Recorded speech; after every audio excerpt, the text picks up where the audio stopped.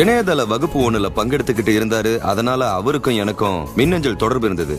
அவரு எனக்கு எழுதின மின்னஞ்சல்ல அவரு தன்னோட வாழ்க்கையில வெறுத்து ஒதுக்குற எல்லா யதார்த்தங்களையும் சுட்டி காட்டி இருந்தாரு. சக ஊழியர்கள் அவரை சீண்டுனாங்க.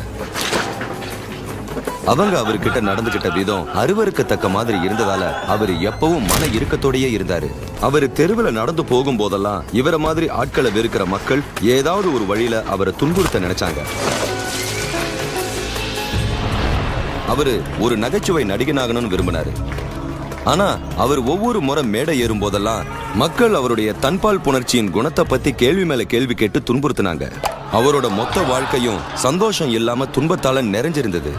அவர் ஒரு தன்பால் புணர்ச்சியாளரா விளங்கிய காரணத்தினால அவர் தாக்கப்பட்டதை சுத்தியே எல்லாம் அமைஞ்சிருந்தது.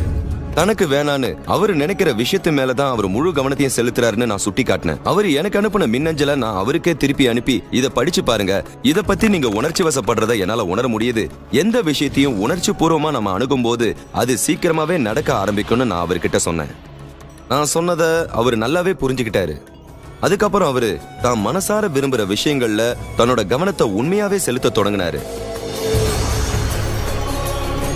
அடுத்த 7-8 வாரங்கள்ல நடந்த விஷயங்கள் எல்லாத்தையுமே உண்மையிலேயே நம்ம அற்புதம் தான் சொல்லணும். அவரோட அலுவலகத்துல அவருக்கு தொல்லை கொடுத்துக்கிட்டு இருந்தவங்க எல்லாரும் ஒண்ணு வேற பகுதிக்கு மாற்றம் செய்யப்பட்டாங்க, இல்லனா வேலையில இருந்தே போயிட்டாங்க. அவரை தொந்தரவு செய்யறதையும் விட்டுட்டாங்க. இப்போ தன்னோட வேலையை அவரு நேசிக்க தொடங்கியிருக்காரு. இப்போ அவரு தெருவுல நடந்து போகும் போதெல்லாம் அவரை யாரும் துன்பப்படுத்துறதே இல்ல. அந்த மாதிரி ஆட்கள் எங்க போனாங்கன்னே தெரியல. அவரு நகைச்சுவை மேடைகள்ல தோன்றின போது மக்கள் எல்லாரும் எழுந்து நின்னு கை தட்டினாங்க. யாரும் அவரை கேள்வி கேட்டு சங்கடப்படுத்தல. அவரு தனக்கு என்ன வேணாம், தான் எதுக்கு பயப்படுறோம், எதை தவிர்க்க விரும்புறோங்கிறதுல கவனம் செலுத்துறத விட்டுட்டு தனக்கு வேணுங்கிறதுல கவனம் வச்சதால அவரோட வாழ்க்கையே மாறிடுச்சு. நம்ம வெளி தோற்றத்திலையும் நம்ம செயல்பாடுகளையும் நாம நம்பிக்கையோட இருக்கலாம். அதன் மூலமா நாம நல்ல மனிதர்களையும் நல்ல நிகழ்வுகளையும் ஈர்க்க நினைக்கலாம்.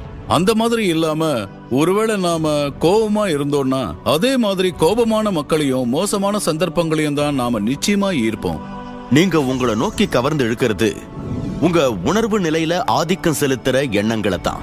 அது சுயநினைவோட மேற்கொள்ளப்பட்டதா இருக்கலாம், இல்ல அப்படி இல்லாமலையும் இருக்கலாம். இங்க அதுதான் சிக்கல். ரகசியத்தை பத்தியோ இல்ல மனுஷனோட ஆற்றலை பத்தியோ அல்லது தினசரி வாழ்க்கையில நம்ம நோக்கங்களுக்கு இருக்கிற சக்தியை கவனிச்சிங்கன்னா அது நம்மளை சுத்தி இருக்கிறத பார்க்கலாம். நாம செய்ய வேண்டியதெல்லாம் கண்களை நல்லா அகலமா திறந்தா போதும்.